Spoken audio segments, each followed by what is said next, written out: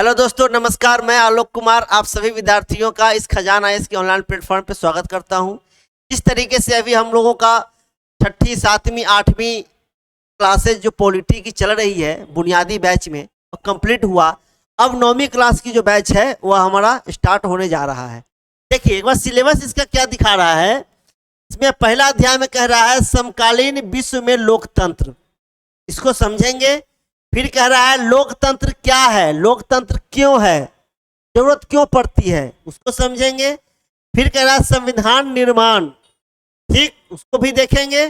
फिर कह रहा है चुनावी राजनीति, ठीक है। फिर कह रहा है संस्थाओं का कामकाज और सबसे लास्ट में कह रहा है लोकतांत्रिक अधिकार, ठीक है। इस तरीके की आपको 6 अध्याय पढ़ना है नौवीं क्लास की एनसीईआरटी में। चलिए आगे देखते हैं इसी चीज को आगे बढ़ाते हुए कि यह है क्या, ठीक है दोस्तों। देखिए समकालीन विश्व में लोकतंत्र की बात कह रहा है। समकालीन विश्व में लोकतंत्र, सबसे पहले आपको यह पता होना चाहिए कि लोकतंत्र है क्या। सबसे पहले यह पता होना चाहिए आपको जो लोकतंत्र है ना, लोकतंत्र ये क्या होता है। देखिए जनता के लिए, जनता के द्वारा, जनता में से चुनी गई सरकार जो होगी वह लोकतंत्र होगी। लोकतंत्र मतलब क्या होता है, इसको अलग अलग कर दीजिए। लोक मतलब जनता, जनता मतलब आम, हम व्यक्ति, हम सभी। और तंत्र मतलब क्या होता है, व्यवस्था। क्या होता है, व्यवस्था। मतलब जनता की जो व्यवस्था है वही लोकतंत्र है। क्लियर, समझ में आ रहा है ना बातें यहाँ।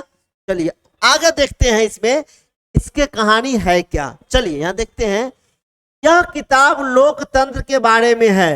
बिल्कुल, देखिए भारत जो है, ठीक है, भारत क्या है, एक लोकतांत्रिक देश है। एक लोकतांत्रिक, भारत एक लोकतांत्रिक क्या है, देश है। आपको पता होगा क्योंकि भारत में क्या है, ठीक, जनता के लिए, जनता, आप ही लोगों में से एक व्यक्ति है जो सरकार बनता है, आप ही चुनते हैं उसको।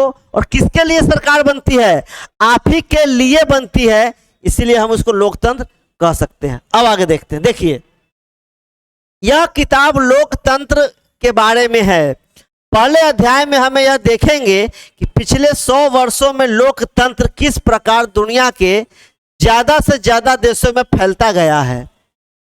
क्या कह रहा है, पिछले 100 वर्षों में, पिछले 100 वर्षों की बात कर रहा है। 100 वर्षों में लोकतंत्र किस प्रकार दुनिया के ज्यादा से ज्यादा देशों में फैलता गया है। दुनिया के स्वतंत्र देशों में से आधे से अधिक में आज लोकतंत्र हैं। जितने भी स्वतंत्र देश हैं उसमें आधे से अधिक राज्यों में, देशों में क्या है। देखिए राज्य का मीनिंग अगर हम बात करें तो देश से समझिएगा क्या है, स्वतंत्र है यानी लोकतंत्र है। आप यह भी देखेंगे कि लोकतंत्र का फैलाव बहुत सरलता से और एक जैसे रूप में नहीं हुआ है। विभिन्न देशों में इसने काफी सारे उतार चढ़ाव देखे हैं। आज भी लोकतंत्र की स्थिरता और उसके टिकाऊपन को लेकर संदेह बना रहता है, ठीक है ना। इस अध्याय में दुनिया के विभिन्न हिस्सों में लोकतांत्रिक व्यवस्था के बनने बिगड़ने की अलग अलग कहानियां दी गई है। ये उदाहरण आपको यह बताएंगे कि लोकतांत्रिक शासन के होने और न होने के क्या अर्थ हैं। समझ में आ रहा है ना। ये कह रहा है कि लोकतांत्रिक व्यवस्था जो है, लोकतंत्र अगर है, ठीक, तो क्या बेनिफिट है, अगर नहीं होगा तो क्या नुकसान होगा, उसके बारे में इस टॉपिक में आगे पढ़ने वाले हैं। हम लोकतंत्र के विस्तार की इस प्रवृत्ति को नक्शे के माध्यम से दिखाने के बाद एक संक्षिप्त इतिहास दे रहे हैं। इस अध्याय में एक ही देश के लोकतंत्र के कामकाज पर ही ध्यान केंद्रित किया गया है। लेकिन ध्यान रखिएगा, लेकिन अध्याय के आखिर में हमने यह देखने का प्रयास किया है कि विभिन्न देशों के आपसी संबंध लोकतांत्रिक हैं या नहीं। समझ में आ रहा है ना। हमने कुछ अंतरराष्ट्रीय संस्थाओं के कार्यकलापों का परीक्षण किया है। इससे हम यह सवाल पूछ सकते हैं कि क्या हम वैश्विक स्तर पर लोकतंत्र की तरफ बढ़ रहे हैं क्या। वैश्विक मतलब पूरे विश्व के स्तर पे हम लोकतंत्र को आगे बढ़ा रहे हैं, बिल्कुल बढ़ा रहे हैं। ध्यान रखिएगा, पूरे विश्व में नंबर 1 लोकतंत्र हमारा है। भारत का लोकतंत्र जो है वह पूरे विश्व में कैसा है, नंबर 1 लोकतंत्र है। ठीक है दोस्तों, चलिए आगे देखते हैं। अब है इसमें अगला कह रहा है, आगे देखिए, फोटो देखिए, दिख रहा है ना फोटो में क्या है, राष्ट्रपति ओंदे हेलमेट में, ये जो हेलमेट पहना वो राष्ट्रपति है। ठीक है, फिर कह रहा है, और निचले सुरक्षा गार्ड निचले के राष्ट्रपति भवन का ला मेनोदो के सामने यह चित्र 11 सितंबर 1973 का है और इसके कुछ घंटों बाद ही ओहेंदे की हत्या कर दी गई। इस चित्र में आए लोगों के चेहरे के भाव क्या कहते हैं, देखिए क्या दिख रहा है, समझ में आ रहा है ना। चलिए अब कह रहा है लोकतंत्र के 2 किस्से, क्या क्या 2 किस्सा है, जरा इसके बारे में अभी हम लोग इसको पढ़ेंगे। ठीक है, देखिए, मेरे मुल्क के मेहनत कश मजदूरों, मेरे मुल्क, मुल्क समझते हो ना, देश, मुल्क मतलब क्या होता है, देश, क्या होता है, देश, जिस देश में आप रहते हो। मेरे मुल्क के मेहनत कश मजदूरों मतलब मेहनत करने वाले मजदूरों, चिले और इसका भविष्य बहुत ही अच्छा है। इस बात का मुझे पूरा भरोसा है, जब देशद्रोह करने वाली ताकतें अपनी सत्ता पूरी तरह कायम कर लेगी तब भी चिले के लोग उस मुश्किल और अंधियारे दौर से पार पा लेंगे।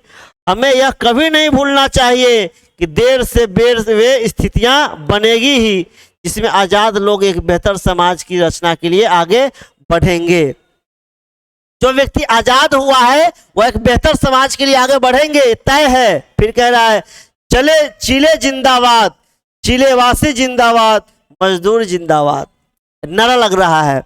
ये मेरे आखिरी शब्द हैं और मुझे पूरा भरोसा है कि मेरी कुर्बानी बेकार नहीं जाएगी और मैं महाअपराध, कायरता और देशद्रोह के खिलाफ एक नैतिक सबक बनकर मौजूद रहूंगा। ये व्यक्ति कह रहा है चिले। ठीक है, फिर कह रहा है, आगे देखिए, ये सल्वाडोर ओएंदे के आखिरी भाषण कुछ अंश हैं। वे दक्षिण अमेरिका महाद्वीप के एक प्रमुख देश चिले के राष्ट्रपति थे। मतलब समझ में आ रहा है ना।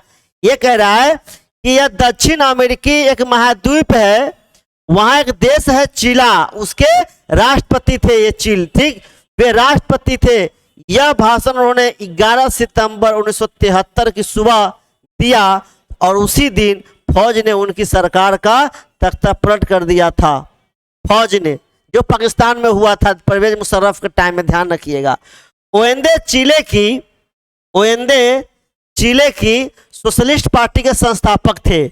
ओएंदे कौन था? ओएंदे चिले की, चिला जो देश है वहां का सोशलिस्ट पार्टी के संस्थापक थे और उन्होंने पॉपुलर यूनिटी नामक गठबंधन का नेतृत्व किया। किसका? Popular unity. 1997 में राष्ट्रपति चुने जाने के बाद से ओएंदे, ठीक ना, क्या कह रहा है, 1997 नहीं होगा, ये 73 होगा आई थिंक।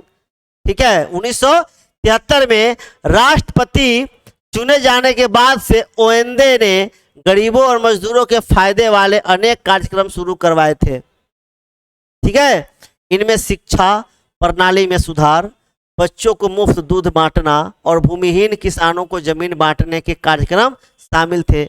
उनका राजनीतिक गठबंधन विदेशी कंपनियों द्वारा देश से तांबा जैसी प्राकृतिक संपदा को बाहर ले जाने के खिलाफ था। उनकी नीतियों को मुल्क में चर्च, जमींदार वर्ग और अमीर लोग पसंद नहीं करते थे। अन्य राजनीतिक पार्टियां इन नीतियों के खिलाफ थी। जब आप कोई नया परिवर्तन करना चाहेंगे ना तो आपके साथ खिलाफ बहुत ज्यादा होगा, वहां के लोग आपके खिलाफ होंगे, ये तो नेचर रहा है लोगों का। ठीक है, देखिए यहाँ क्या कह रहा है, 1973 का सैनिक तख्ता पलट। 11 सितंबर 1973 को एओंदो को पता चला कि नौसेना के एक समूह ने बंदरगाह पर कब्जा कर लिया है। समझ में आ रहा है ना क्या हो रहा है। 11 सितंबर 1973 को ओएंदे को, जो चिले के राष्ट्रपति थे, पता चला कि नौसेना ने, ठीक ना, मिलिट्री आर्मी ने, एक समूह ने बंदरगाह पर कब्जा कर लिया है। जब रक्षा मंत्री अपने कार्यक्रम पहुंचे, कौन? रक्षा मंत्री जब कार्यक्रम पहुंचे तो सेना के लोगों ने उन्हें गिरफ्तार कर लिया।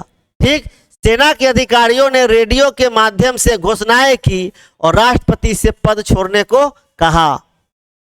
समझ में आ रहा है ना? फिर कह रहा है ओएनडे ने इस्तीफा देने या देश से बाहर चले जाने से इनकार किया। मतलब अब अधिकारी क्या कह रहा है? जो अधिकारी ये घोषणा कर रहा है राष्ट्रपति पद छोड़ दो, नहीं तो बाहर यहां जाओ, ओएनडे मना कर दिया। फौज कुछ करती इसके पहले उन्होंने रेडियो पर अपना वह संदेश दे दिया। इसके कुछ अंश हमने शुरू में पढ़े हैं। क्या कि मैं रहूं ना रहूं, याद है ना, मेरा अंश यहां रहेगा। यही उसको डर सताने लगा कि अब धीरे धीरे देश, अब हमको मेरी क्या होगी, हत्या हो जाएगी। फिर फौज ने राष्ट्रपति के निवास को घेर लिया और उस पर बम बरसाने लगी। इस फौजी हमले में राष्ट्रपति ओएनडे की मौत हो गई। अपने आखिरी भाषण में वे इसी कुर्बानी की बात कह रहे थे। दोस्तों समझ में आया ना? ठीक, इस तरीके की वहां पे मतलब इसका कहने का ये है कि लोकतंत्र में अगर आप सारे ताकत अगर अपने हाथ में नहीं रखेंगे तो यही होने होगा। ठीक है, जैसे समझिए भारत में क्या है, थल जल वायु तीनों का कमांड का किसके अंडर में है? प्रेसिडेंट के अंदर में। यानी सबका हीरो कौन है? राष्ट्रपति है, यानी हमारी सरकार का पार्ट है। ठीक है, आगे देखते हैं इसके बारे में क्या कह रहा है। 11 सितंबर 1973 को, ठीक है, चिले में जो कुछ हुआ उसे सैनिक तख्ता पलट कहते हैं। भाई राष्ट्रपति का मर्डर हो जाएगा, अब क्या होगा? इस बगावत की अगुवाई जनरल अगस्तो पिनेसो कर रहे थे। अमेरिका की सरकार ओएनडे के शासन से खुश नहीं थी। उसने तख्ता पलट करने वालों की गतिविधियों में मदद की, उनके लिए पैसे उपलब्ध कराए। तख्ता पलट के बाद पिनोसे मुल्क के राष्ट्रपति बन बैठे और उन्होंने अगले 17 वर्षों तक राज किया। कौन? पिनोसो। ठीक ना? ये कौन था? जनरल था, जनरल मिलिट्री था। पिनेसो की सरकार ने ओएनडे के समर्थकों और लोकतंत्र की मांग करने वालों,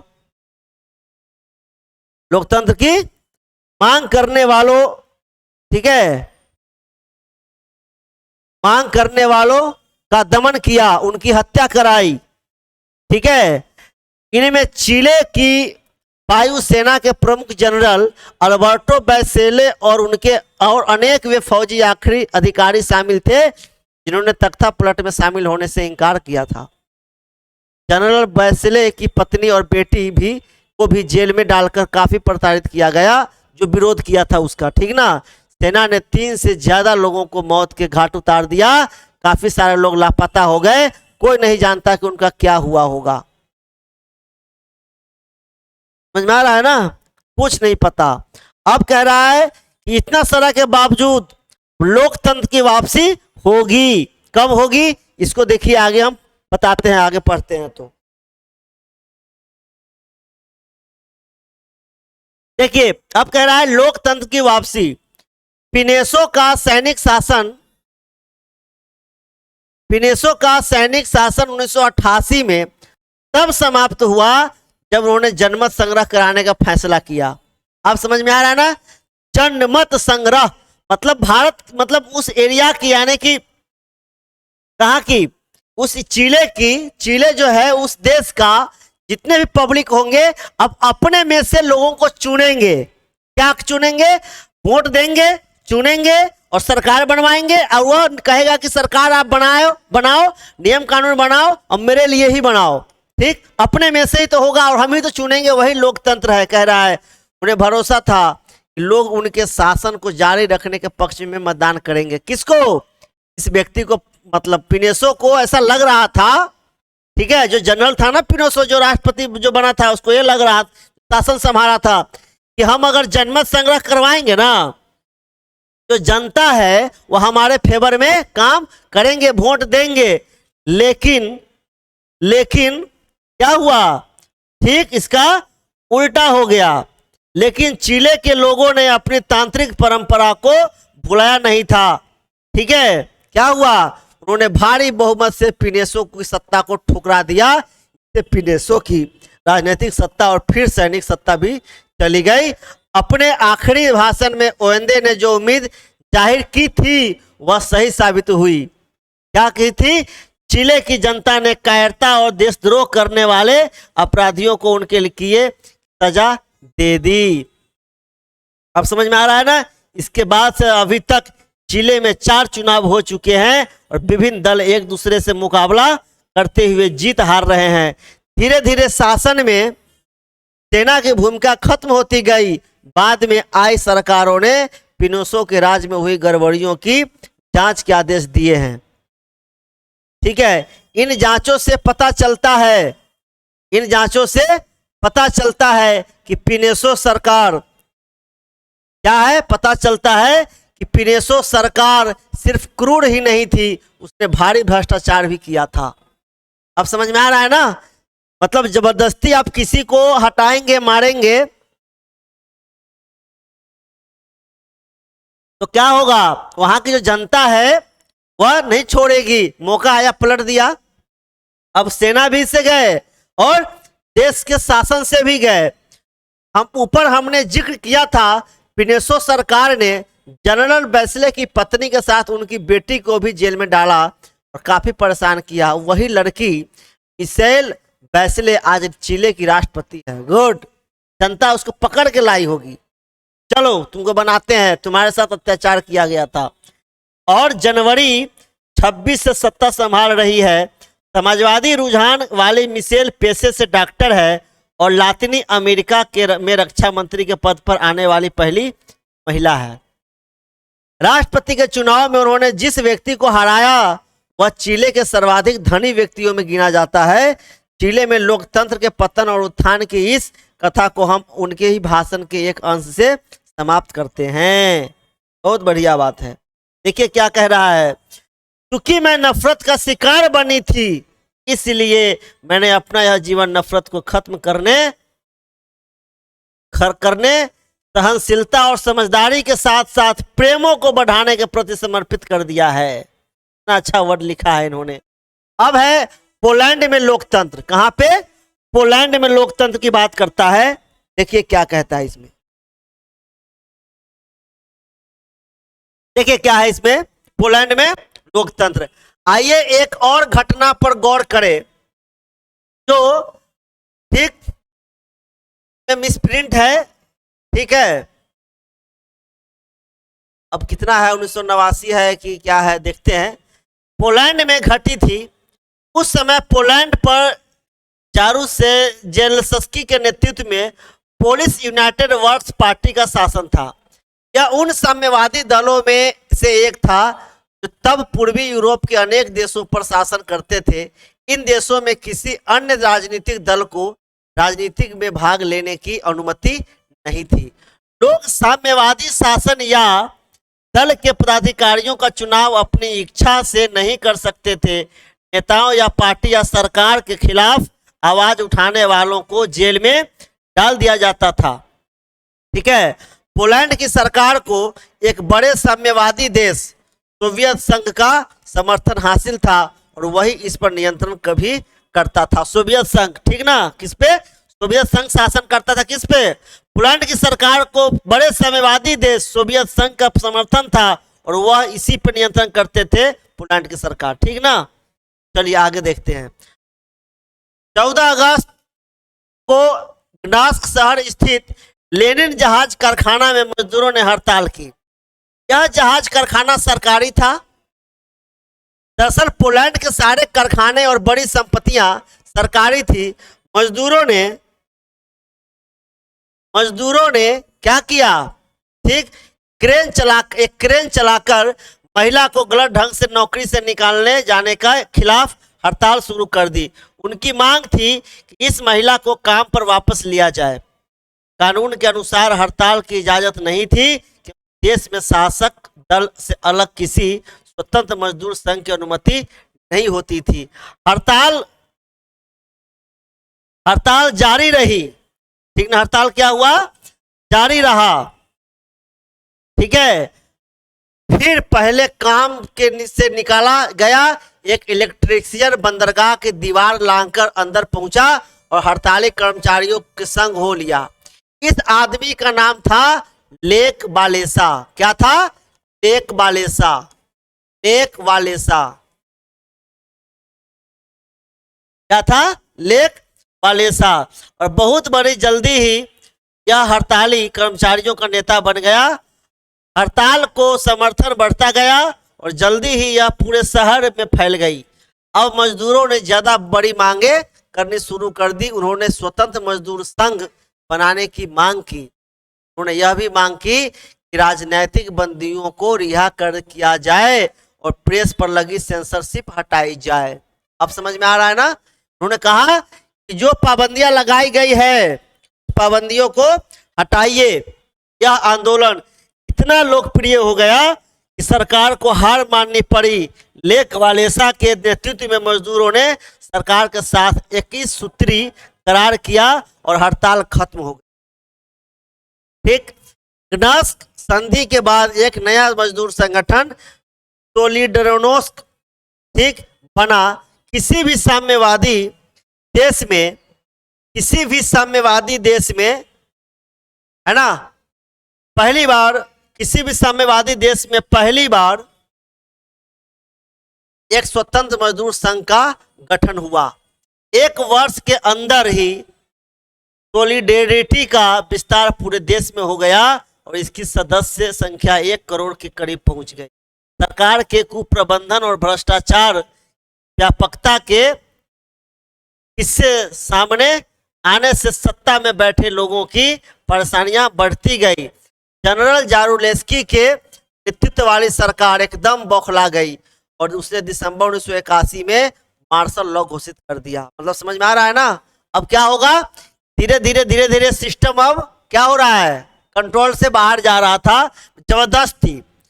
सोलिडेरिटी के हजारों सदस्यों को जेल में डाल दिया गया और संगठन बनाने, विरोध करने और अभिव्यक्त की आजादी फिर से छीन ली गई। समझ रहे हैं ना? कंट्रोल से बाहर चला गया। मतलब अब धीरे धीरे क्या हो रहा है? सब पे अंकुश लगाना शुरू कर दिया, सब पे कंट्रोल करना शुरू कर दिया। 1988 में सोलिडेरिटी ने फिर से हड़तालें करवाई और लेक वालेसा ने इनकी अगुवाई की। इस समय पोलैंड की सरकार पहले से कमजोर हो गई थी। सोवियत संघ से मदद का भी पहले जैसा भरोसा नहीं था और अर्थव्यवस्था में तेजी से गिरावट आ रही थी। ठीक, लेक वालेसा के साथ समझौता वार्ता का एक और दौर चला। अप्रैल 1989 में जो समझौता हुआ तो स्वतंत्र चुनाव कराने की मांग मान ली गई। सोलिडेरिटी ने सीनेट के सभी ठीक सीटों के लिए चुनाव लड़ा और उसे 99 सीटों पर सफलता मिली। अक्टूबर 1999 में ठीक ना 1990 में पोलैंड में राष्ट्रपति पद के लिए पहली बार चुनाव हुए। ठीक है, में एक से ज्यादा दल हिस्सा ले सकते थे। लेक वालेसा को पोलैंड का राष्ट्रपति चुन लिया गया। लेक वालेसा को क्या चुन लिया गया? पोलैंड का राष्ट्रपति चुन लिया गया। अब है लोकतंत्र की 2 विशेषताएं बताना है। लोकतंत्र की 2 विशेषता क्या क्या है इसके बारे में अब चर्चा करना है।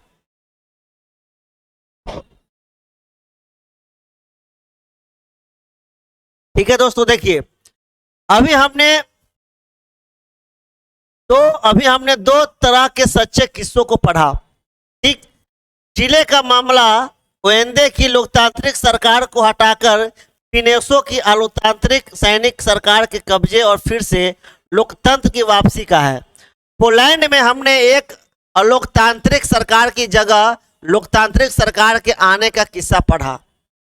क्लियर है? आइए अब इन दोनों मामलों में आई 2 अलोकतांत्रिक सरकारों की तुलना करें। चिले के पिनोसे शासन और पोलैंड के साम्यवादी शासन में काफी अंतर है। किसके? चिले के पिनोसे शासन और पोलैंड के साम्यवादी शासन में क्या है? काफी अंतर था।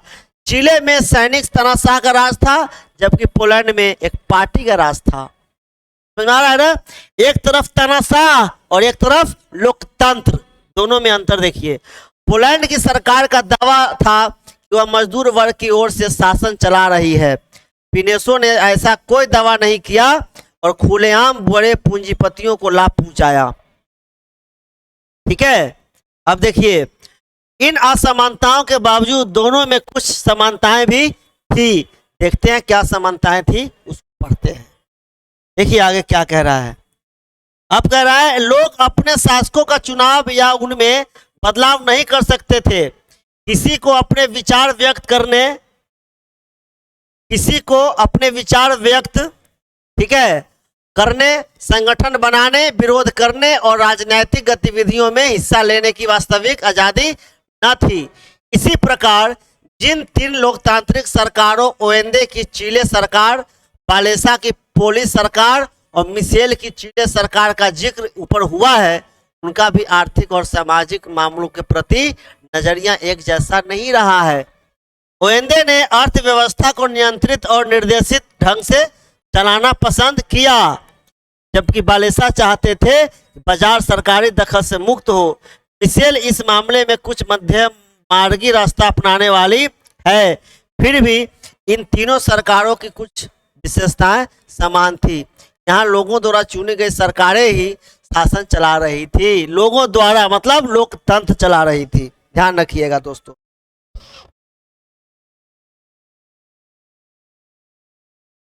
ठीक है, फिर कह रहा है बिना चुने हुए नेता या बाहर से संचालित शक्तियां या फौज शासन नहीं चला रही थी। लोगों को विभिन्न प्रकार की बुनियादी राजनीतिक स्वतंत्रता हासिल थी। आइए हम इन्हीं 2 कथाओं से लोकतंत्र की पहचान का एक तरीका विकसित करें। अब तक हम जान चुके हैं कि लोकतंत्र में यह व्यवस्था रहती है कि लोग अपनी मर्जी की सरकार चुने। समझ में आ रहा है ना, लोकतंत्र में यह व्यवस्था रहता है। ठीक, क्या कह रहा है यहाँ पे, लोग अपने शासकों को चुनाव या उनमें से बदलाव नहीं कर सकते, लेकिन यहाँ पे हम कर सकते हैं। सिर्फ लोगों द्वारा चुने गए नेताओं को ही देश पर शासन करना चाहिए, ये लोकतंत्र की पहचान है। फिर कह रहा है किसी को अपने विचार व्यक्त करने, संगठन बनाने का अधिकार नहीं होगा। यहाँ क्या कह रहा है, लोगों को अभिव्यक्ति, अपनी बात कहने, आजादी, संगठन बनाने और विरोध करने की आजादी है। यही हमारे लोकतंत्र की पहचान है दोस्तों, ध्यान रखिएगा। अब कह रहा है हम अध्याय 2 में इस प्रश्न पर दोबारा गौर करेंगे और लोकतंत्र की परिभाषा बनाएंगे। हम लोकतंत्र की कुछ विशेषताएं भी नोट करेंगे, आगे देखेंगे। ठीक है, चलिए आगे देखते हैं इसमें क्या है, जरा इसको देखिए क्या कह रहा है इसमें। अभी तक हमने जिन 5 सरकारों का जिक्र किया है, अनीता ने उन सबके गुण दोषों की सूची तैयार की, पर इस सूची में घालमेल हो गया। अब उसके पास पूरी सूची तो है, पर उसे याद नहीं कि ये गुण दोष किस किस सरकार के हैं। क्या आप नीचे दी गई सारणी में सरकारों की सूची के साथ उनके गुण दोषों को दर्ज कर सकते हैं?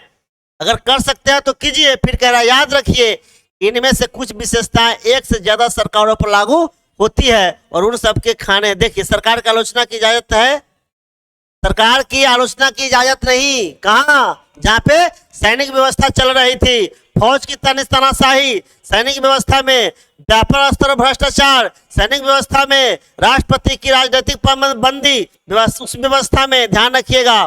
ठीक, फिर कह रहा है एक से अधिक पार्टियां मौजूद होना, लोकतंत्र में शासक का चुनाव लोगों के द्वारा नहीं होना, राजतंत्र व्यवस्था में होता है दोस्तों। ये सब चीजें ध्यान रखिएगा आप। ठीक है, अब कह रहा है लोकतंत्र के 3 नक्शे। लोकतंत्र के 3 नक्शे हैं। क्या क्या नक्शे हैं जरा इसको भी देखा जा सकता है, पहले इसको पढ़ते हैं तब। ठीक है, लोकतंत्र के 3 नक्शे हैं। कौन कौन से नक्शे हैं जरा इसको देखना है।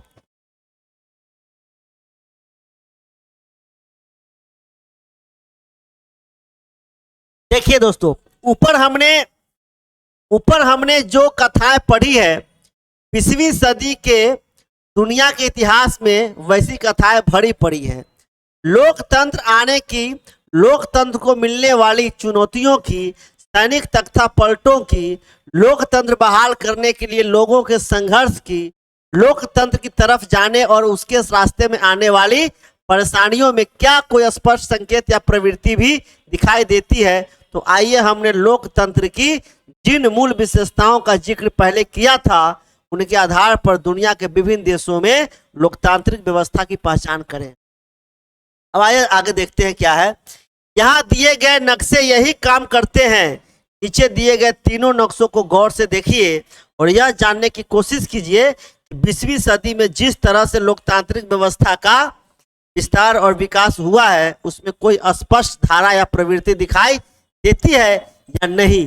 पहले नक्शे में द्वितीय विश्व युद्ध के थोड़े ही समय बाद 1959 तक लोकतांत्रिक शासन व्यवस्था वाले देशों को दर्शाया गया है। इस नक्शे में ऐसे देश भी शामिल है जहां सन 1999 तक लोकतांत्रिक व्यवस्था कायम हो चुकी थी। दूसरा नक्शा सन 1975 का है, जब तक दुनिया के अधिकांश उपनिवेशों को राजनीतिक आजादी मिल गई थी। आखिर में हम एक और कदम आगे बढ़कर 20वीं सदी की शुरुआत में सन 2000 तक नक्शा देखते हैं। इन नक्शों को देखते हुए आइए हम खुद से कुछ सवाल पूछें। 20वीं सदी में लोकतंत्र की यात्रा कैसी रही? इसके विस्तार में क्या कोई स्पष्ट प्रवृत्ति दिखाई देती है? यह विस्तार कब हुआ और किस क्षेत्र में हुआ? इसके बारे में व्यवस्था ये कह रहा है। इसमें कह रहा है कि किस तरीके से धीरे धीरे मतलब क्या कह सकते हैं कि 75 तक की सिस्टम बनी, फिर ये कह सकते हैं कि 21वीं सदी में किस तरीके से धीरे धीरे चीजें अब परिवर्तित होता गया और जनता के हाथों में गया, यानी कि लोकतंत्र बहाल होता गया, उसकी बात कह रहा है दोस्तों। फिर देखिए क्या कह रहा है, ये जरा मैप देखिए। 1900 से 1950 के बीच लोकतांत्रिक सरकार का ये मैप है, देखिए नक्शा है ना। देखिए ये है हमारा मैप। लोकतांत्रिक 75 में लोकतांत्रिक सरकारें थी, ठीक है। फिर 2000 में लोकतांत्रिक सरकारें की बात कर रहा है, ठीक है। अब देखिए यहाँ पे क्या दिखाना चाह रहा है वो। देखिए अब इसमें कह रहा है, इन नक्शों को पढ़ने से जो मुख्य मुद्दे उभरे हैं, आइए उन्हें संक्षेप में समेट लेते हैं। हर बिंदु के बाद जो सवाल उभरेंगे उनका जवाब ढूंढने के लिए आपको बार बार नक्शों को देखना होगा। पूरी 20वीं सदी में लोकतंत्र का विस्तार हुआ है। क्या यह कहना सही होगा कि इन नक्शे में हर बिंदु पर यह दिखता है काल के पिछले पड़ाव की तुलना में लोकतांत्रिक व्यवस्था मानने वाले देशों की संख्या बढ़ती गई है? ठीक है। फिर कह रहा है, लोकतंत्र का विस्तार दुनिया के सभी हिस्सों में एक समान नहीं हुआ, बिल्कुल, कहीं ज्यादा कहीं कम, कहीं लोग मानते हैं कहीं नहीं मानते हैं, कहीं किसी तरीके से, कहीं मतलब एक किस्म का एक सिस्टम से तो कहीं है ही नहीं। यह पहले कुछ हिस्सों में स्थापित हुआ और फिर इसका विस्तार अन्य क्षेत्रों में हुआ। 19वीं और 1995 में किस महादेश के सबसे ज्यादा देशों में लोकतांत्रिक व्यवस्थाएं थी और किस महादेश में तब लोकतंत्र के बारे में बहुत से लोग जानते भी नहीं थे? बिल्कुल सही कह रहा है। बहुत ऐसे देश थे जहां राजतंत्र में जी रहे थे, पता ही नहीं था कि लोकतंत्र होता क्या है, लोकतंत्र की महत्व क्या है, लोकतंत्र से जनता को क्या बेनिफिट है। ठीक है भाई, एक बात बताओ ना, जो व्यक्ति आप पे शोषण कर रहा है वो अपना क्यों चाहेगा कि हम वहां से हट जाए? है नहीं, जनता का शोषण हो रहा है तो जनता ना चाहेगा कि हमको शोषण नहीं करना होना है, अब हमको एक अपना अधिकार चाहिए, हमारी सरकार ऐसी हो जो हम में से मेरे बीच का हो और मेरे लिए हो और मेरे में से हो चुना है, उसको हम चुने। ठीक। फिर कह रहा है, आज दुनिया के अधिकांश देशों में लोकतंत्र है। मतलब लोकतंत्र को इतनी अच्छे से समझ गए ना कि अब समझ में आ गया होगा, पर अभी भी काफी बड़े हिस्से ऐसे हैं जहां लोकतंत्र नहीं है। ठीक। लोकतांत्रिक व्यवस्था न अपनाने वाले ज्यादातर देश दुनिया के किन किन हिस्सों में है अवस्थित है? जरा देखिए, यहाँ पे देखते हैं इस नक्शे में क्या कह रहा है। देखिए क्या है इसमें, कह रहा है कि ऐसे देशों की पहचान कीजिए जहां 1900 से 1950 के बीच लोकतंत्र था। ठीक, पूरा डिटेल होगा। एक क्वेश्चन है आपको, एक क्वेश्चन आपको क्या है करना है। फिर कह रहा है कुछ ऐसे देशों की पहचान कीजिए जहां 1950 से 1975 के बीच लोकतंत्र आया। ये सारा डिटेल इसके बारे में आपको यहाँ पे फॉर्म भरना है। अब यहाँ पे कह रहा है लोकतंत्र के विस्तार के विभिन्न चरण। ठीक है, लोकतंत्र के विस्तार समझते हो ना, फैलाव। फिर कह रहा है, इन नक्शे से हमें 20वीं सदी के पहले के घटनाक्रम का कुछ भी पता नहीं चलता। आधुनिक लोकतंत्र की कहानी कम से कम 2 सदी पहले शुरू हुई। आपने अपनी इतिहास की पुस्तक में 1789 की फ्रांसीसी क्रांति के बारे में जरूर पढ़ा होगा। अब मामला कहां आ गया? फ्रांसीसी क्रांति। ध्यान रखिएगा दोस्तों, फ्रांसीसी क्रांति, है ना। चलिए, इस जन विद्रोह ने फ्रांस में टिकाऊ और पक्के लोकतंत्र की स्थापना नहीं की थी। पूरी 19वीं सदी भर फ्रांस में बार बार लोकतंत्र को उखाड़ फेंका गया और बार बार इसे बहाल किया गया। लेकिन क्या कह रहा है यहाँ पे, पूरी 19वीं सदी की बात कह रहा है दोस्तों। फ्रांस में बार बार लोकतंत्र को उखाड़ा गया, फेंका गया। भाई इतनी आसान से कहाँ एस्टेब्लिश होता है किस कोई सिस्टम, है ना। लेकिन फिर बार बार उसको बहाल किया गया। लेकिन फ्रांसीसी क्रांति ने पूरे यूरोप में जगह जगह पर लोकतंत्र के लिए संघर्षों की प्रेरणा दे दी। देखिए, आप कहीं ना कहीं से सीखते हैं। जब तक आप कहीं ना कहीं से देखेंगे नहीं, कहीं ना कहीं से सीखेंगे नहीं, आप अपने यहाँ उसको इंप्लीमेंट नहीं कर पाएंगे। वही बात कह रहा है। ब्रिटेन में लोकतंत्र की तरफ कदम उठाने की शुरुआत फ्रांसीसी क्रांति से काफी पहले ही हो गई थी। क्या कह रहा है, ब्रिटेन में लोकतंत्र की तरफ कदम उठाने की शुरुआत की बात कह रहा है, ब्रिटेन की बात कह रहा है। फ्रांसीसी क्रांति से काफी पहले ही हो गई थी, लेकिन वहां प्रगति की रफ्तार काफी कम थी। 18वीं और 19वीं सदी में हुए राजनैतिक घटनाक्रमों ने राजशाही और सामंत वर्ग की शक्ति में कमी कर दी थी। फ्रांसीसी क्रांति के आसपास ही उत्तर अमेरिका में स्थित ब्रिटिश उपनिवेशों ने 1976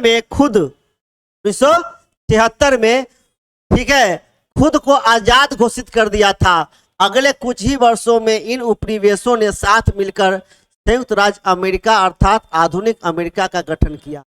1787 में उन्होंने एक लोकतांत्रिक संविधान को मंजूर किया, लेकिन इस व्यवस्था में भी मतदान का अधिकार पुरुषों तक सीमित था। 19वीं सदी में लोकतंत्र के लिए होने वाले संघर्ष अक्सर राजनीतिक समानता, आजादी और न्याय जैसे मूल्यों को लेकर ही होते थे।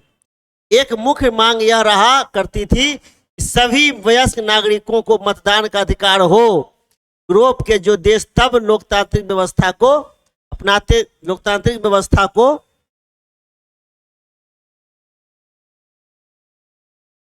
ठीक है लोकतांत्रिक व्यवस्था को क्या कर रहे थे, अपनाते जा रहे थे, वे सभी लोगों को वोट देने की अनुमति नहीं देते थे। कुछ देशों में केवल उन्हीं लोगों को वोट देने का अधिकार था जिनके पास संपत्ति थी। आप समझिए मामला, समझ में आ रहा है ना। जिनके पास पैसा है वही वोट दे सकते थे। ठीक, अक्सर महिलाओं को तो वोट का अधिकार मिलता ही नहीं था।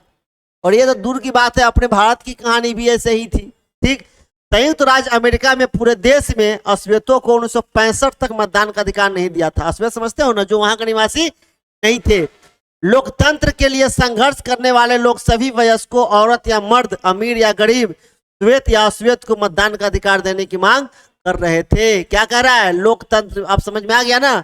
लोकतंत्र में क्या है आपको पता है ना, कि बिना जाति, धर्म, लिंग, साक्षरता, संपत्ति के आधार पे बिना भेदभाव किए जिस व्यक्ति का उम्र 18 वर्ष है वह व्यक्ति वोट दे सकता है। ठीक, फिर कह रहा है इसे सार्वभौमिक वयस्क मताधिकार या सार्वभौम मताधिकार कहा जाता है। सार्वभौम मतलब सभी को, जो 18 वर्ष हो गया।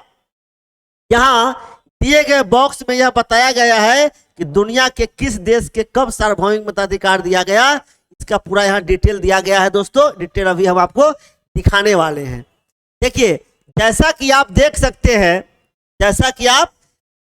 हैं, ठीक, सन 1900 ईस्वी तक न्यूजीलैंड ही अकेला ऐसा देश था जहां के हर वयस्क व्यक्ति को मतदान का अधिकार था। न्यूजीलैंड ओनली, ध्यान रखिएगा।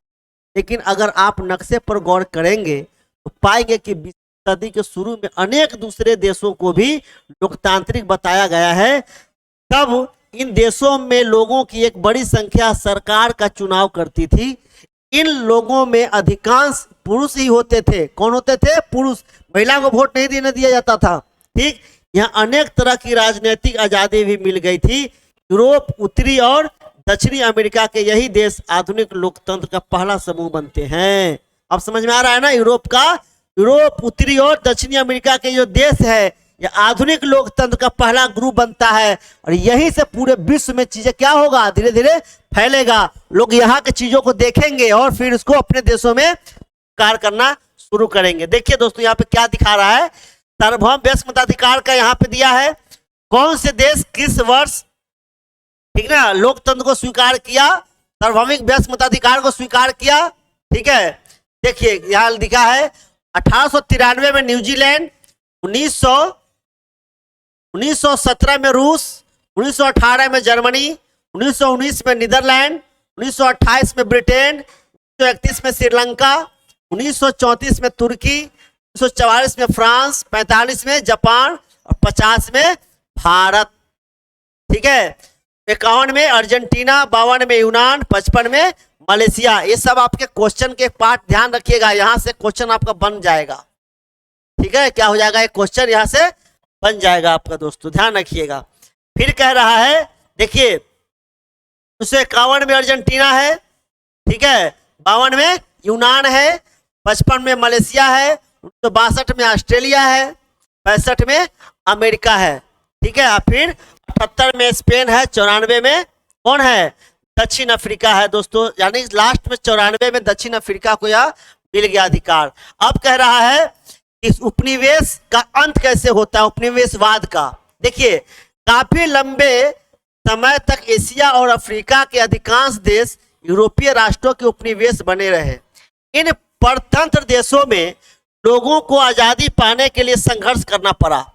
सीधी सी बात है भाई, आप जब किसी मालिकाना हक के अंदर जिएंगे और अपनी आजादी के लिए तो संघर्ष करना ही पड़ेगा, बिना संघर्ष के, बिना लड़ाई का तो आपको हो नहीं पाएगा ये चीजें। ठीक है, फिर कह रहा है यह लड़ाई अपने औपनिवेशिक शासकों से आजादी की ही नहीं, इसमें अपना नेता खुद चुनने का इच्छा भी शामिल थी। हमारा देश उन थोड़े से परतंत्र देशों में एक था जहां लोगों ने औपनिवेशिक शासन से क्या हुआ, मुक्ति के लिए राष्ट्रीय संघर्ष किया। इनमें से अनेक देशों ने दूसरे विश्व युद्ध के तत्काल, दूसरे विश्व युद्ध, ध्यान है ना, दूसरे विश्व युद्ध कब हुआ था, दूसरा विश्व युद्ध कब हुआ था, 1939 से 45 था, ठीक ना, के तत्काल बाद लोकतांत्रिक शासन व्यवस्था अपना ली। ठीक, भारत ने 1947 में आजादी हासिल की और एक गुलाम देश से लोकतांत्रिक देश बनने की राह पर चल पड़ा। अब समझ में आ रहा है ना, 1947 में आजाद हुआ कौन, भारत, सबको पता है, और गुलाम की जो जिंदगी थी उससे हट के अब हम लोग क्या जीना शुरू कर दिए, लोकतांत्रिक देश के बनने की राह पर चल पड़े। संघर्ष करना हम लोगों ने शुरू किया और हम लोगों ने अंत फाइनली ये चीजों को एक्सेप्ट किया, मतलब पूरा भी कर लिया। यहां आज तक लोकतंत्र बना हुआ है और फल फूल रहा है। उपनिवेश रहे, अधिकांश दूसरे देशों का अनुभव अच्छा नहीं रहा। ठीक है, पश्चिमी अफ्रीका के देश घाना का उदाहरण उपनिवेश रहे देशों के समान अनुभव को बहुत अच्छी तरह दर्शाता है। यह ब्रिटिश उपनिवेशवाद था और तब इसका नाम गोल्ड कोस्ट था। क्या था, गोल्ड कोस्ट। यह 1957 में आजाद हुआ। यह अफ्रीका के सबसे पहले आजादी पाने वाले देशों में एक था। इससे अनेक अफ्रीकी देशों को आजादी के लिए संघर्ष करने की प्रेरणा मिली। एक सुनार के पुत्र और शिक्षक रहे वामे एनक्रूमा ने देश की आजादी की लड़ाई में सक्रिय भूमिका निभाई थी। ठीक है, आजादी के बाद की बात कर रहा है। आजादी के बाद एनक्रूमा घाना के पहले प्रधानमंत्री और फिर राष्ट्रपति बने। जवाहरलाल नेहरू के मित्र और अफ्रीका में लोकतंत्रवादियों के लिए एक प्रेरणा पुरुष थे। कौन, ये घाना के एनक्रूमा जो थे वो लोग, लेकिन वे नेहरू के नक्शे कदम पर नहीं चल पाए, लेकिन उन्होंने अपने आप को आजीवन राष्ट्रपति के रूप में चुनवा लिया। मतलब जब तक ये रहेंगे हम तब तक हम ही रहेंगे। लेकिन थोड़े समय बाद ही 1966 में सेना ने उनका तख्ता पलट कर दिया। घाना की तरह ही अधिकांश अफ्रीकी देशों का रिकॉर्ड कमोबेश इसी तरह का रहा। उन्होंने आजादी के बाद लोकतांत्रिक शासन व्यवस्था अपनाई थी, वहां लोकतंत्र लंबे समय तक नहीं चल पाया। ठीक है, कहां चल पाएगा, तो शासन व्यवस्था इस तरीके से रखेंगे तो नहीं चल पाएगा दोस्तों, ध्यान रखिएगा। फिर है, अब कह रहा है हाल का दौरा क्या है, जरा इसको पढ़ते हैं। इसमें कह रहा है लोकतंत्र की दिशा में ज्यादा तेजी से कदम उठाने का सिलसिला लातीनी अमेरिका के अनेक देशों में लोकतांत्रिक व्यवस्था की बहाली के साथ 1998 के बाद शुरू हुआ। 1999 के दशक में सोवियत संघ के बिखराव के साथ यह प्रक्रिया और तेज हुई। पोलैंड वाली कथा से हमने जाना सोवियत संघ का अपने पड़ोसी पूर्वी यूरोपीय साम्यवादी देशों पर नियंत्रण था। 89 से 90 के दौर में 1989 से 1990 के दौर में पोलैंड और अनेक दूसरे देश सोवियत नियंत्रण के बाहर हो गए। उन्होंने लोकतांत्रिक शासन प्रणाली अपनाई। ठीक है, आखिरकार 1991 में सोवियत संघ खुद भी बिखर गया। क्या हुआ? सोवियत संघ 1991 में क्या हो गया? बिखर गया। सोवियत संघ में कुल 15 गणराज्य थे। कितने थे? 15 गणराज्य थे। ये सभी स्वतंत्र देशों के रूप में सामने आए। मतलब अब यहां से धीरे धीरे क्या हो गया? स्वतंत्र देश हो गया, फिर लोकतंत्र भी तो होगा। इनमें से अधिकांश ने लोकतांत्रिक शासन व्यवस्था अपनाई। पूर्वी यूरोप पर से सोवियत नियंत्रण की समाप्ति और सोवियत संघ के टूटने का दुनिया के राजनीतिक नक्शे पर बहुत बड़ा प्रभाव पड़ा। बहुत बड़ा प्रभाव पड़ेगा। इससे अब लोकतंत्र में बदलाव आएगा। ठीक है, चलिए देखिए किस तरीके से यहाँ पे व्यवस्था इसका बना हुआ है। ठीक है, अब कह रहा है इस अवधि में भारत के पड़ोस में भी काफी बड़े बदलाव हुए। 1999 के दशक में भी पाकिस्तान और बांग्लादेश में सैनिक शासन की जगह लोकतंत्र का आगमन हुआ। समझ में आ गया? नेपाल में राजा ने अपने अनेक अधिकार चुने हुए प्रतिनिधियों को सरकार को सौंपे और खुद संवैधानिक प्रमुख बने रहे। लेकिन ये बदलाव अस्थायी नहीं थे। 1999 में जनरल मुशर्रफ ने, मैंने बताया ना आपको, मुशर्रफ ने पाकिस्तान में फिर से सैनिक शासन कायम कर लिया। 25 में नेपाल, ठीक ना, 1900 आंकड़ा थोड़ा सा हमको कंफ्यूज लग रहा है। नेपाल ने के नए राजा ने चुनी हुई सरकार को बर्खास्त कर दिया और पिछले दशक में लोगों को दी गई राजनीतिक आजादी को समाप्त कर दिया। लेकिन ठीक 2005 लिखा है दोस्तों, ध्यान रखिएगा, है ना, 2005 लिखा है। लेकिन 2006 में फिर लोकतांत्रिक शक्तियों की विजय हुई। राजा को संसद की बैठक बुलानी पड़ी और संसद ने राजा की शक्ति हटाकर उसे सिर्फ नाम मात्र का शासक बना। मतलब फेरबदल लगातार चलता रहा। ठीक है, इस अवधि में नित नए विदेशों में लोकतांत्रिक व्यवस्था कायम होने या उसकी चाह बढ़ने की प्रवृत्ति ही प्रमुख रही। यह दौर अभी जारी है। देखिए किस तरीके से यहाँ पे कार्टून के द्वारा यह समझाया जा रहा है। ठीक है, चलिए अब इसमें कह रहा है सन 2005 तक करीब 14 देशों में बहुदलीय प्रणाली के तहत चुनाव कराए जाते थे। यह संख्या पहले कभी भी इतनी अधिक नहीं रही। पहले अलोकतांत्रिक रहे। 2008 से ज्यादा देशों ने, ठीक, 1989 के बाद से लोकतांत्रिक व्यवस्था की तरफ बढ़े हैं। लेकिन आज भी अनेक देशों में लोग न तो अपने विचारों को मुक्त भाव से व्यक्त कर सकते हैं और न ही वे अपना नेता चुन सकते हैं। वे अपने वर्तमान और भविष्य के बारे में बड़े फैसले भी नहीं ले सकते हैं। ऐसा ही एक देश है म्यांमार। इससे पहले बर्मा कहा जाता था। ठीक, 1948 में ही औपनिवेशिक शासन से आजाद हुआ और इसने लोकतंत्र को अपनाया। तो 62 में सैनिक तख्ता पलट से लोकतंत्र का अंत हो गया और 1999 में लगभग 3 वर्षों बाद, ठीक ना, क्या हुआ, फिर चुनाव कराए गए। आंग सान सू ची की अगुवाई वाली नेशनल लीग फॉर डेमोक्रेसी ने चुनाव जीते।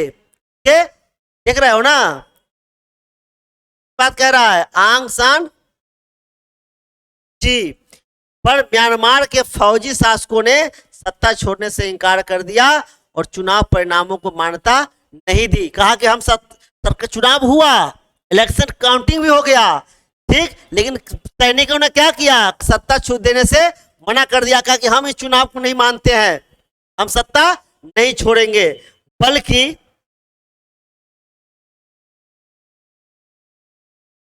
बल्कि उन्होंने सूची समेत चुने हुए लोकतंत्र समर्थक नेताओं को गिरफ्तार कर जेल में डाल दिया। या उनके घर में ही नजरबंद कर दिया। देख रहे हैं ना दोस्तों क्या घटना घटा था, क्या कर दिया, बंद कर दिया। बहुत छोटी छोटी राजनीतिक गतिविधियों के लिए भी लोगों को पकड़कर जेल की सजा दी गई। यहाँ सरकार के खिलाफ सार्वजनिक रूप से बोलने या बयान जारी करने वाले किसी भी व्यक्ति को 20 वर्ष तक की जेल की सजा हो सकती है। म्यांमार की फौजी सरकार की ज्यादतियों से तंग आकर वहां के 6 से 14 लाख लोगों ने अपना घर बार छोड़ दिया और दूसरी जगहों पर शरणार्थी बनकर रहने। क्या करेगा लोग, जाएगा ही ना, कहां तक रहेगा उसमें। ठीक है, नजरबंदी की सजा झेलने के बावजूद सूची ने लोकतंत्र के लिए अपना अभियान जारी रखा और उनके अनुसार बर्मा में लोकतंत्र की मुहिम वहां के लोगों का विश्व समुदाय का स्वतंत्र और बराबरी के सदस्य के रूप में पूर्ण सार्थक जीवन जीने का संघर्ष है। उनके संघर्ष को अंतर्राष्ट्रीय स्तर पर मान्यता मिली है। उन्हें नोबेल शांति पुरस्कार भी मिला है। किसको, मुइची को। ठीक, फिर भी म्यांमार के लोगों का अपने देश में लोकतांत्रिक सरकार कायम करने का संघर्ष समाप्त नहीं हुआ है। समझ में आ रहा है ना, मतलब अंतर्राष्ट्रीय लेवल पे तो मिल गया लोकतांत्रिक सरकार, लेकिन उसके अंदर जो लोकतंत्र का जो रूल है, जो आजादी है, जनता के विचार है, वो अभी नहीं मिल पाया। उसके लिए अभी संघर्ष वहां म्यांमार में लोग कर ही रहे हैं। ठीक है, चलिए आगे कह रहा है विश्व स्तर पर लोकतंत्र।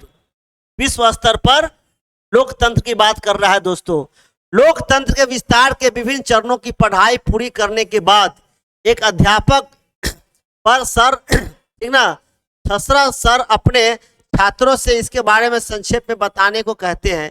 यह बातचीत कुछ प्रकार होती है। देखिए क्या कर रहा फरीदा, हमने जाना कि लोकतंत्र का विस्तार अधिक से अधिक इलाकों में और दुनिया भर के देशों में हो रहा है। फरीदा कह रहा है।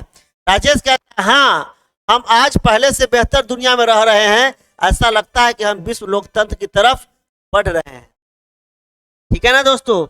अब सुष्मिता क्या कह रही है जरा उसको देखते हैं। विश्व लोकतंत्र क्या बात कर रहे हो? मैंने टीवी में देखा कि बिना किसी उचित कारण के अमेरिका ने इराक पर हमला कर दिया। इराक के लोगों की राय कभी भी नहीं जानी गई। तुम इसे किस तरह विश्व लोकतंत्र कह सकते हो? हमला कर दिया, लोकतंत्र कैसे हो सकता है? फरीदा कहता है मैं विभिन्न देशों के बीच आपसी संबंधों की बात नहीं कर रही हूं। मैं इतना भर कह रही हूं कि अधिक से अधिक देश लोकतांत्रिक व्यवस्था अपनाते जा रहे हैं। राजेश कहता है लेकिन दोनों में अंतर क्या है? ठीक ना, अगर ज्यादा से ज्यादा देश लोकतंत्र को अपना रहे हैं तो क्या इसका यह अर्थ नहीं है कि दुनिया ज्यादा लोकतांत्रिक हो रही है? आखिर इराक युद्ध भी तो उस देश में लोकतंत्र कायम करने के लिए ही तो हुआ है। अब सुष्मिता कहती है नहीं, मुझे तो बिल्कुल ऐसा नहीं लगता। सिंह सर क्या कहते हैं जरा देखिए। मुझे लगता है कि यहाँ हम दो एकदम अलग अलग चीजों को मिलाकर चर्चा कर रहे हैं। फरीदा ने आज की दुनिया के विभिन्न देशों में लोकतांत्रिक शासन कायम होने की बात कही। राजेश और सुष्मिता के बीच किसी अन्य मुद्दे पर मतभेद है। यह मामला विभिन्न देशों के बीच आपसी संबंधों का है। क्या कह रहा है? अगर एक देश दूसरे देशों पे अटैक करता है तो आपसी संबंधों का मामला होता है। ठीक ना, मतलब आपसी विवादों का। राजेश, यह संभव है कि एक देश के लोगों द्वारा लोकतांत्रिक ढंग से चुने हुए शासक अन्य देशों पर दबदबा कायम करना चाह रहे होंगे। हो सकता है ऐसा, है ना, उसकी बात यह कह रहे हैं। क्या कहता है, क्या कहती है? जी सर, इराक युद्ध का मामला ठीक यही है। सुरिंदर है, मुझे कुछ भी साफ समझ नहीं आता। हम वैश्विक स्तर पर लोकतंत्र की बात कैसे कर सकते हैं? क्या कोई वैश्विक सरकार है? विश्व का राष्ट्रपति या प्रमुख कौन है? अगर कोई सरकार ही नहीं है तो वह लोकतंत्र या गैर लोकतांत्रिक कैसे हो सकता है? तो ये कह रहा है कि विश्व में कौन है सर? अरे भाई, विश्व में जो देश होगा उसी का ना होगा। ठीक है, ये बच्चा है, इसको अभी समझ में उस लेवल पे नहीं आ पा रहा है, इसलिए ऐसा क्वेश्चन कर रहा है। देखिए अब क्या कह रहा है यहाँ पे। अंतर्राष्ट्रीय संगठन क्या होता है? इस बातचीत में हम जिस सवाल पर आए हैं, आइए उस पर भी विचार करें। क्या पूरी दुनिया में लोकतांत्रिक देशों की संख्या बढ़ने से देशों के बीच आपसी संबंध भी स्वतः लोकतांत्रिक बन जाएंगे क्या? नहीं, बिल्कुल नहीं बनेगा। ठीक, लेकिन इस सवाल पर विचार करने से पहले सुरिंदर द्वारा उठाए गए मुद्दे पर गौर करें। सुरिंदर का कहना है कि एक भारत की सरकार है, एक अमेरिका की सरकार है, फिर और भी देशों की सरकारें हैं, लेकिन दुनिया की है ना, क्या कह रहा है, दुनिया की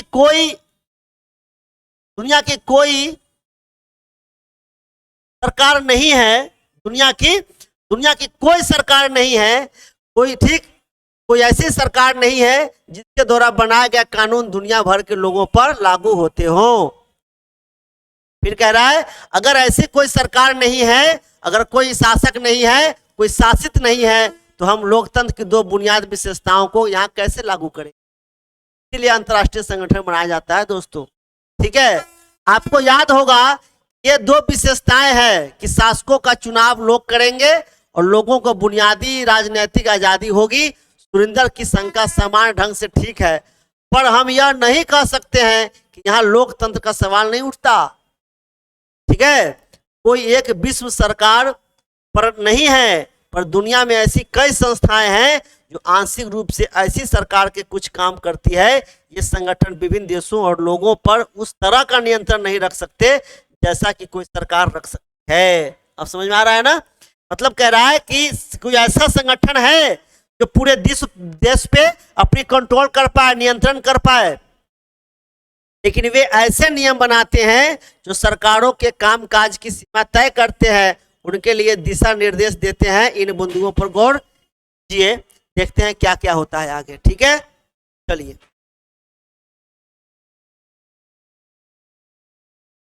ठीक है, अब देखिए आगे क्या कह रहा है। इसमें कह रहा है किसी एक देश की सीमा में न आने वाले समुद्री क्षेत्र के कार्य व्यापार को संचालित करने वाले कायदे कानून कौन बनाता है, या सभी देशों को प्रभावित करने वाले पर्यावरण के नुकसान रोकने संबंधी नियम कानून कौन बनाता है। ठीक है, इन सवालों के बारे में संयुक्त राष्ट्र ने अनेक नियम बनाए हैं। कौन बनाया? संयुक्त राष्ट्र संघ ने।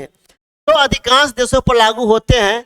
संयुक्त राष्ट्र दुनिया भर के देशों का एक वैश्विक संगठन है जो अंतर्राष्ट्रीय कानून, ध्यान रखिएगा दोस्तों, अंतर्राष्ट्रीय कानून, सुरक्षा, आर्थिक निकाय और सामाजिक समता के मामले में परस्पर सहयोग स्थापित करने में मदद करता है। यह आपका क्वेश्चन है, ध्यान रखिएगा। क्या कह रहा है कि संयुक्त राष्ट्र दुनिया भर के देशों का एक वैश्विक संगठन है, मतलब पूरे विश्व का, जो अंतर्राष्ट्रीय कानून, सुरक्षा, आर्थिक निकाय और सामाजिक समता के मामले में परस्पर सहयोग स्थापित करने में मदद करता है। संयुक्त राष्ट्र के महासचिव इसके प्रमुख प्रशासनिक अधिकारी होते हैं। संयुक्त राष्ट्र के महासचिव, ध्यान रखिएगा, बहुत बड़ा पोस्ट होता है दोस्तों ये। ठीक है, अब कह रहा है जब कोई देश दूसरे देशों पर गलत ढंग से हमला करता है, ठीक है, तब क्या होता है? संयुक्त राष्ट्र की यही एक संस्था है, संयुक्त राष्ट्र सुरक्षा परिषद, ध्यान है ना, कि जिम्मे विभिन्न देशों के बीच शांति और सुरक्षा बनाए रखने की जिम्मेदारी है। दोस्तों यहां से क्वेश्चन निकल जाएगा आपका, ध्यान रखिएगा, है ना। क्या है? संयुक्त राष्ट्र ही एक ऐसा संस्था है, संयुक्त राष्ट्र सुरक्षा परिषद, इसकी क्या जिम्मेदारी है? इसकी जिम्मेदारी है कि विभिन्न देशों के बीच में शांति और सुरक्षा को बनाए रखने की जिम्मेदारी है। यह एक अंतर्राष्ट्रीय शांति दस्ता बनकर गलती करने वाले के खिलाफ कार्रवाई भी कर सकती है, गलती करने वाले देशों के खिलाफ। ठीक है दोस्तों, फिर कह रहा है जब सरकारों को पैसे की जरूरत होती है तो उन्हें उधार कौन देता है? अच्छा क्वेश्चन कर रहा है। ठीक है, फिर कह रहा है यह काम अंतर्राष्ट्रीय मुद्रा कोष करता है। पैसा कौन देता है उधार? अंतर्राष्ट्रीय मुद्रा कोष। विश्व बैंक भी सरकारों को ऋण देता है। उधार देने के पहले यह संस्थाएं संबंध सरकार से अपना हिसाब किताब दिखाने को कहती है और उनकी आर्थिक नीतियों में बदलाव का निर्देश देता है। मतलब कहता है कि तुम पैसा तो लोगे, मैं दे दूंगा, लेकिन चुकाओगे कैसे? अपनी पॉलिसियों को चेंज करो, इनकम बढ़ाओ। भाई आपकी इनकम बढ़ेगी जब तो मेरा चुकाओगे ना, की बात ये सुझाव देता है। क्या यह निर्णय लोकतांत्रिक है? अब यहाँ पे कह रहा है क्या यह निर्णय लोकतांत्रिक है? देखिए, इस प्रकार हम देखते हैं कि विश्व स्तर पर अनेक ऐसी संस्थाएं हैं जो कुछ ऐसे काम करती है कि कोई भी विश्व सरकार करती है। ठीक, लेकिन हमें यह जानने की जरूरत भी है ये संस्थाएं खुद कितनी लोकतांत्रिक है। और इस बात को जांचने का सबसे अच्छा पैमाना यह है खुद को प्रभावित करने वाले, ठीक है, फैसलों में इन संस्थाओं के सदस्य देशों को किस हद तक स्वतंत्र और बराबर की भागीदारी मिलती है। इस परिप्रेक्ष्य में कुछ वैश्विक संस्थानों के संगठन में और कामकाज पर नजर डालनी चाहिए। देखते हैं, अब कह रहा है संयुक्त राष्ट्र के सभी 193 सदस्य देश, ध्यान रखिएगा एक क्वेश्चन है, कितना संयुक्त राष्ट्र संघ में कितने देश हैं? 193। 1 सितंबर 2012 की यह रिपोर्ट है, ध्यान रखिएगा, ठीक ना। को संयुक्त राष्ट्र महासभा में एक वोट मिला हुआ है। संयुक्त राष्ट्र महासभा की बैठक सदस्य देश के प्रतिनिधियों द्वारा चुने गए अध्यक्ष की अगुवाई में हर साल चलती है। महासभा का स्वरूप काफी, ठीक ना, क्या होता है, काफी कुछ संसद की तरह है, ठीक है, जिसमें सभी तरह की चर्चाएं होती है। इस हिसाब से संयुक्त राष्ट्र बहुत ही लोकतांत्रिक संगठन लगेगा, लेकिन विभिन्न देशों के बीच टकराव की स्थिति में महासभा कोई कार्रवाई नहीं कर सकती। तब उसकी आपसी मामला अगर दोनों जाएगा तब करेगा। संयुक्त राष्ट्र की सुरक्षा परिषद ऐसे महत्वपूर्ण फैसले लेती है, इसके कुल 15 सदस्य होते हैं। किसके? संयुक्त राष्ट्र के कितने सदस्य हैं? 15, ध्यान रखिएगा दोस्तों, ठीक है, क्वेश्चन है आपका ये। फिर कह रहा है परिषद में 5 अस्थायी सदस्य हैं। देखिए यहां से क्वेश्चन निकल के आता है, अमेरिका, रूस, ब्रिटेन, फ्रांस और चीन। बाकी 10 सदस्यों का आम चुनाव सभा 2 वर्ष के लिए करती है, पर असली ताकत 5 अस्थायी सदस्यों के हाथ में ही होती है। अस्थायी सदस्य ही खासकर अमेरिका संयुक्त राष्ट्र के कामकाज पर होने वाले खर्च का ज्यादातर भाग वहन करते हैं, ठीक है। इन अस्थायी सदस्यों को वीटो अधिकार मिला है। अगर कोई भी अस्थायी सदस्य देश इस अधिकार का प्रयोग करता है, सुरक्षा परिषद उसकी मर्जी के खिलाफ फैसला नहीं कर सकता, ठीक है, क्या कर सकता है? उसके खिलाफ फैसला नहीं कर सकता। फिर कह रहा है, ठीक है, क्या कह रहा है, देखिए क्या कह रहा है, फैसला नहीं कर सकता, ये तो क्लियर हो गई। अब कह रहा है इन अस्थायी सदस्यों को वीटो अधिकार मिला है। अगर कोई भी अस्थायी सदस्य देश इस अधिकार का प्रयोग करता है तो सुरक्षा परिषद उसकी मर्जी के खिलाफ फैसला नहीं कर सकती। इसी के चलते संयुक्त राष्ट्र संघ को ज्यादा लोकतांत्रिक बनाने की मांग करने वाले लोगों और देशों की संख्या बढ़ती जा रही है, ताकि इसको अगर लोकतांत्रिक बना देंगे ना, सुविधा और ज्यादा बढ़ जाएगा, है ना। अंतर्राष्ट्रीय मुद्रा कोष IMF पढ़े होंगे आप, इंटरनेशनल मॉनेटरी फंड, दुनिया के किसी भी देश को उधार और ऋण देने वाली संस्था सबसे बड़ी संस्था है। क्वेश्चन ध्यान रखिएगा ये, ठीक ना, IMF के बारे में। पर इसके सभी 188 सदस्य देशों को समान मताधिकार प्राप्त नहीं है। हर देश इस कोष में जितने धन का योगदान करता है उसके अनुपात में उसके वोट का वजन भी तय होता है। आप समझिए, सबसे ज्यादा जो व्यक्ति पैसा देगा उसके वोट का वैल्यू उतने ही ज्यादा होगा। मुद्रा कोष के 52% से अधिक वोटों पर सिर्फ 10 देशों अमेरिका, जापान, जर्मनी, है ना, America, Japan, Germany, France, Britain, चीन, इटली, सऊदी अरब, कनाडा और रूस का अधिकार है। समझ रहे हैं? बाकी 178 सदस्य इस अंतर्राष्ट्रीय संगठन के फैसलों को ज्यादा प्रभावित करने की स्थिति में नहीं है। विश्व बैंक में भी वोटिंग की ऐसी ही प्रणाली है। विश्व बैंक का अध्यक्ष हमेशा कोई अमेरिकी नागरिक ही रहा है। इसका मनोनयन अमेरिकी, ठीक है, अमेरिकी वित्त मंत्री करते हैं। फैसले लेने के इन तरीकों की तुलना उन लोकतांत्रिक तरीकों से करें, चर्चा हम इस अध्याय में करते हैं। जरा सोचिए, आप उस देश के बारे में क्या कहेंगे जहां कुछ लोगों के लिए सरकार में मंत्री का पद अस्थायी रूप से बना रहे और जिन्हें पूरी संसद द्वारा लिए गए फैसले को भी रोकने का अधिकार हो। अब समझिए, इतना आसान नहीं होगा तो लोकतंत्र थोड़ा ना कहेंगे, ठीक। या फिर आप उस संसद के बारे में क्या कहेंगे जहां यह सिर्फ 5% सदस्य ही बहुमत की राय को पलट देने या रोक देने में सक्षम हो। मतलब क्या कहेंगे, कुछ व्यक्तियों के हाथों में सिस्टम, कह सकते हैं ना, कुछ व्यक्तियों के हाथों में सिस्टम चला जाना कह सकते हैं। क्या आप इनको लोकतांत्रिक कहेंगे? बिल्कुल ना कहेंगे। राष्ट्रीय सरकारों के लोकतांत्रिक न होने के लिए हम किस सड़क कसौटी का प्रयोग करते हैं? अधिकांश वैश्विक संस्थाएं उस पर खरी नहीं उतरती। अगर वैश्विक संस्थाएं लोकतांत्रिक नहीं है, क्या कम से कम पहले की तुलना में ज्यादा लोकतांत्रिक हो रही है क्या?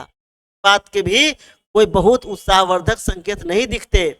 दरअसल विभिन्न राष्ट्र तो पहले की तुलना में ज्यादा लोकतांत्रिक हो रहे हैं, पर अंतर्राष्ट्रीय संगठनों के लोकतांत्रिक चरित्र में कमी आती जा रही है। 20 साल पहले दुनिया में 2 महाशक्तियां थी। कौन कौन से? अमेरिका और सोवियत संघ। कौन थे? अमेरिका और सोवियत संघ। इन 2 महाशक्तियों और उनके पीछे रहने वाले देशों के समूहों की प्रतिद्वंदिता और टकराव से सभी वैश्विक संगठनों का शक्ति संतुलन क्या हो गया? शक्ति संतुलन क्या होने लगा? ज्यादा बेहतर रहा। ठीक है, बेहतर रहा करता था। सोवियत संघ के पतन के बाद अमेरिका दुनिया की एकमात्र महाशक्ति लगता है, अभी भी है भाई साहब। ये अमेरिका जो है अभी भी दुनिया का सबसे शक्तिशाली देशों में है। यह अमेरिकी प्रभुत्व अंतर्राष्ट्रीय संस्थाओं के कामकाज को प्रभावित करता है। भाई सबसे ज्यादा फंडिंग देता है तो करेगा ना। यह कहने का ऐसा अर्थ नहीं निकालना चाहिए कि वैश्विक लोकतंत्र की जरूरत नहीं है या इस दिशा में कोई भी प्रगति ही नहीं हो रही है। जरूरत तो उन लोगों की तरफ से पैदा की जा रही है जो विभिन्न कारणों से आज एक दूसरे के ज्यादा संपर्क में आ रहे हैं। पिछले कुछ वर्षों में विभिन्न देशों के लोग अपनी सरकारों की मदद के बिना एक दूसरे के ज्यादा संपर्क में आए हैं। उन्होंने युद्ध और दुनिया पर कुछ देशों या व्यापारिक कंपनियों के प्रभुत्व के खिलाफ वैश्विक संगठन बनाए हैं। किसी भी देश में लोकतंत्र जिस तरह लोगों के संघर्ष और पहल से मजबूत हुआ है, वैसे ही वैश्विक मामलों में यह पहल भी लोगों के संघर्षों से आगे बढ़ी है। मतलब समझ में आया? जिस तरीके से लोकतंत्र को मजबूत करने के लिए लोगों ने संघर्ष किया मजबूती से, उसी तरीके से वैश्विक मामलों में भी लोगों को आगे बढ़ना पड़ा, संघर्ष करना पड़ा, तब जाके वह आगे बढ़ा है। ठीक है, अब यहां देखिए क्या कह रहा है। अब इसमें कह रहा है यहाँ विश्व लोकतंत्र को मजबूत करने के लिए कुछ सुझाव है। क्या आप इन बदलावों का समर्थन करते हैं? क्या है जरा देखिए। सुरक्षा परिषद के अस्थायी सदस्यों की संख्या बढ़नी चाहिए। बिल्कुल बढ़नी चाहिए। संयुक्त राष्ट्र की आम सभा को विश्व संसद के रूप में काम करना चाहिए। ठीक, जिसमें सदस्य देशों के प्रतिनिधियों की संख्या उस देश की आबादी के आधार पर तय हो। यह प्रतिनिधि एक विश्व सरकार का चुनाव करे। तो सही कह रहा है। अलग अलग देश अपनी सेना नहीं रखे। विभिन्न राष्ट्रों के बीच टकराव की स्थिति में शांति कायम करने के लिए संयुक्त राष्ट्र अपने कार्य दल रखे। बिल्कुल सही कह रहा है। आपस में एक दूसरे का जब लड़ाई होगा तो एक दूसरे का सेना उस दूसरे का सेना से मदद कैसे करेगा? संयुक्त राष्ट्रों को एक अपना सेना रखना चाहिए। अगर कहीं लड़ाई हो रहा है भेज दो, मामला डन कर देगा। संयुक्त राष्ट्र के प्रमुख का चुनाव दुनिया भर के लोग प्रत्यक्ष मतदान से करें ना, ये संभव तो नहीं है। काफी समझ रहा है ना, काफी जटिलता बन जाएगी। अब देखिए क्या कह रहा है। बाहरी समर्थन का सवाल। पृष्ठ 19 से 20 पर दिए गए दोनों कार्टूनों को गौर से देखिए। ये कार्टून वैश्विक लोकतंत्र के बारे में एक मौलिक सवाल उठाते हैं। हाल में दुनिया के ताकतवर देशों, खासतौर से अमेरिका, ने शेष दुनिया में लोकतंत्र को बढ़ाने का जिम्मा खुद संभाल लिया है। अब समझ रहे हैं ना, अमेरिका जो है क्या कर रहा है, अब लोकतंत्र को बढ़ाने का जिम्मा ले रखा है पूरे विश्व लेवल पे। उनका कहना है कि सिर्फ लोकतांत्रिक मूल्यों के प्रचार से काम नहीं चलेगा। लोकतांत्रिक देशों को उन देशों में लोकतंत्र स्थापित करने के लिए सीधी दखल देनी चाहिए जहां लोकतंत्र नहीं है। कुछ मामलों में तो ताकतवर देशों ने गैर लोकतांत्रिक देशों पर सशस्त्र हमला भी किया है। पिता यही बात कह रही थी। आइए देखें कि इराक में क्या हुआ। इराक पश्चिमी एशिया का एक देश है। 1932 में यह ब्रिटिश गुलामी से आजाद हुआ। 3 दशक बाद यहाँ फौज ने कई सरकारों का तख्ता पलटा। 1968 से यहाँ अरब सोशलिस्ट बाथ पार्टी का शासन था। बाथ पार्टी के नेता सद्दाम हुसैन ने, होंगे इसका नाम आप, सद्दाम हुसैन ने 1968 में तख्ता पलट में महत्वपूर्ण भूमिका निभाई। ठीक है ना, फिर कह रहा है और उसी से यह पार्टी सत्ता में आई। इस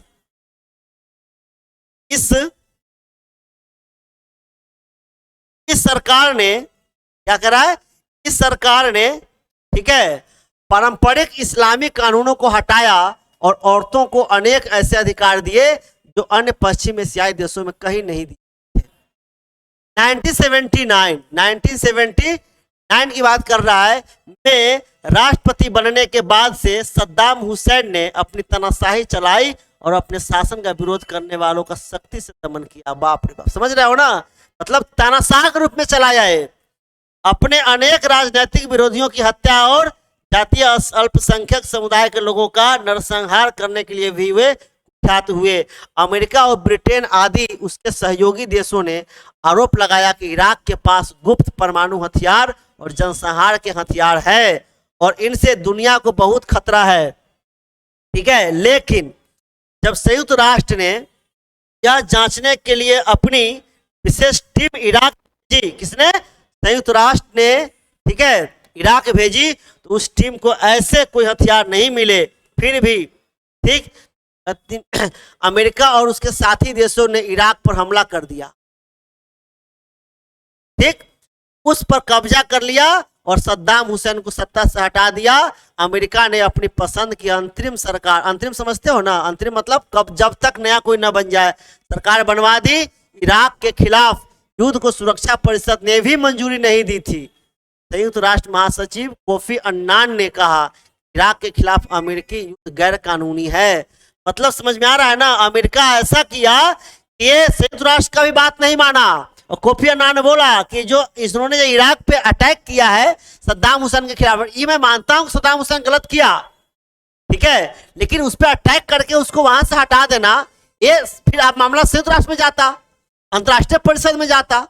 लेकिन उन्होंने अटैक करके जो किया, तो संयुक्त राष्ट्र के जो महासचिव थे कोफी अन्नान, यह माना जो अटैक किया गया है अमेरिका के द्वारा यह गैर कानूनी है, यह सही तरीका नहीं है इसका। ठीक है दोस्तों, चलिए अब कह रहा है इराक का उदाहरण कई मूलभूत प्रश्न उठाता है जिन पर हमें सोचने की जरूरत है। देखते हैं क्या क्या कहता है। क्या यह लोकतंत्र को बढ़ावा देने का सही तरीका है? बिल्कुल नहीं। क्या किसी देश में लोकतंत्र की स्थापना करने के लिए किसी लोकतांत्रिक देश को उस देश पर हमला कर देना चाहिए? नहीं, नहीं करना चाहिए। ये जरूर करते कि आप उनको समझाते, कहते, या उसको ये कहते कि संयुक्त राष्ट्र संघ को प्रेशर देते कि आप उसको समझाइए, उसको कंट्रोल करिए, शासन कर रहा है, लेकिन आप किसी को अटैक करके मार देना और क्या, इस तरीका बिल्कुल ठीक नहीं है। क्या बाहरी सहायता हर मामले में मददगार साबित होती है या वह केवल तभी कारगर होती है जब किसी देश के लोग अपने यहाँ के समाज को लोकतांत्रिक बनाने के संघर्ष में लगे हों? अगर बाहरी दखल से किसी देश में लोकतंत्र कायम भी हो जाता है तो क्या वह टिकाऊ होगा? बिल्कुल नहीं होगा। क्या इसे अपने नागरिकों का समर्थन प्राप्त होगा? कुछ देर के लिए तो अच्छा लगेगा, लंबा समय के लिए नहीं, क्योंकि जबरदस्ती प्रेशर देके आप कोई काम नहीं कर सकते। कोई बाहरी, फिर कह रहा है कोई बाहरी शक्ति लोकतंत्र कायम कर दे, क्या यह विचार लोकतंत्र की बुनियादी भावनाओं के एकदम उल्टा नहीं है? बिल्कुल उल्टा है। इस अध्याय में लिखी गई बातों की रोशनी पर इन सवालों पर विचार कीजिए। गठबंधन लोगों, संगठनों, पार्टियों का राष्ट्र का, पार्टियों या राष्ट्रों